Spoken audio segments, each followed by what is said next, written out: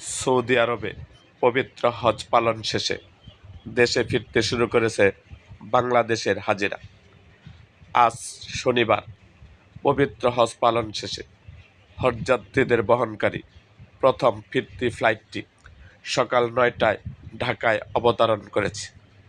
দীর্ঘ প্রতীক্ষার পর প্রিয়জনদের কাছে ফিরে আসতে পেরে স্বস্তি প্রকাশ করেছেন হাজিরা। বিমানবন্দর থেকে বের হওয়ার সময় তাদের অনেকের মুখেই ছিল আল্লাহর প্রতি কৃতজ্ঞতা এবং সন্তুষ্টির ছাপ।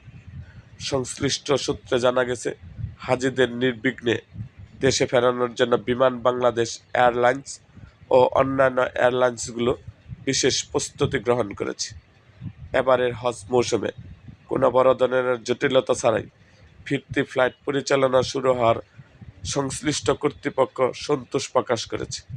হজযাত্রীদের যথাযথ সেবা নিশ্চিত করতে এবং দ্রুত তাদের বাড়ি ফেরার প্রক্রিয়া সহজতর করতে বিমানবন্দর কর্তৃপক্ষ ও হজ এজেন্সির অ্যাসোসিয়েশন অব বাংলাদেশ হাব সার্বক্ষণিক তদারকি করছে। আগামী কয়েক সপ্তাহের মধ্যে পর্যায়ক্রমে সকল হজযাত্রী দেশে ফিরে আসবেন বলে আশা করা হচ্ছে। এরকম আরও ভিডিও পেতে এবং রাজনৈতিক অঙ্গনের নানা ঘটনা ও ইতিহাস জানতে আমাদের মুক্তাগাছার ইতিহাস মিডিয়া ইউটিউব চ্যানেলটিকে সাবস্ক্রাইব করুন এবং পাশে থাকা বেল আইকনটি বাজিয়ে দিন।